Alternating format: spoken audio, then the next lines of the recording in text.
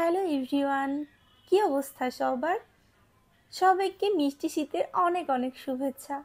তো শীত তো শুরু হয়ে গেল, আর এর সাথে সাথে শুরু হয়েছে পিকনিক, আড্ডা এবং বারবিকিউ পার্টি। তো সেদিন আমাদের একটা ইনভাইটেশন ছিল আমাদের প্রিয় শ্রদ্ধেয় কামাল আঙ্কেলের বাসায় বারবিকিউ পার্টির।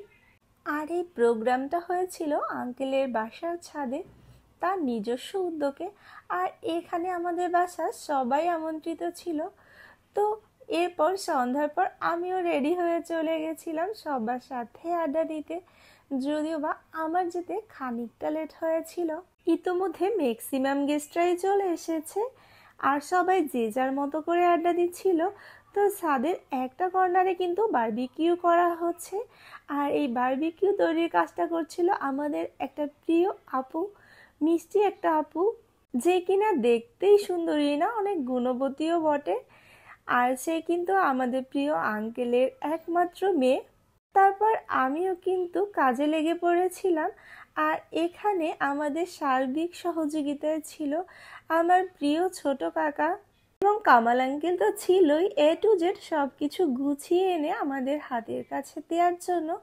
তো এখানে আনা হয়েছিল অনেকগুলো নান রুটি, আর এখানে প্রায় অর্ধেকটা চিকেন গ্রিল করা হয়ে গেছে। আর এই যে এখানে রয়েছে 3টা বড় সাইজের কোরাল মাছ, এটাকেও বারবিকিউ করা হবে। আর কোরাল মাছের বারবিকিউ তো আমার অনেক বেশি পছন্দ।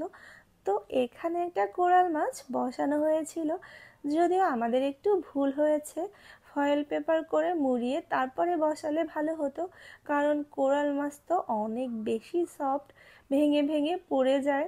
যদিও পরবর্তীতে বাকি কোরাল মাছ কিন্তু ফয়েল পেপারে করেই রান্না করা হয়েছিল।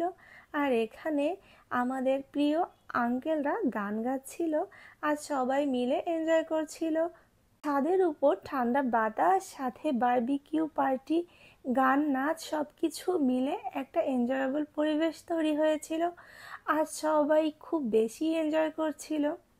যেহেতু ফয়েল পেপার ছাড়াই কোরাল মাছটাকে বারবিকিউ করা হচ্ছিল, সেহেতু এই মাছটাকে উল্টাতে কিন্তু বেশ পেতে হয়েছে আমাদের। আর এখানে আমার ছোট কাকা মাছের উপর থেকে মশলা দিয়ে যাচ্ছিল।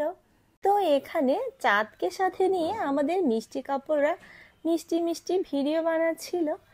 আর এরপর এক এক করে খাওয়া দাওয়াও শুরু হয়ে গেছে, যেহেতু কিছু গ্রিল আগে থেকেই কুক করা হয়েছে, আর ওগুলো প্রথম অবস্থায় না খেলে ঠান্ডা হয়ে যাবে, পরবর্তীতে আর মজা লাগবে না, এজন্য সবাইকে খেতে বলা হয়েছিল। আমি আবার শোলির প্লেট থেকে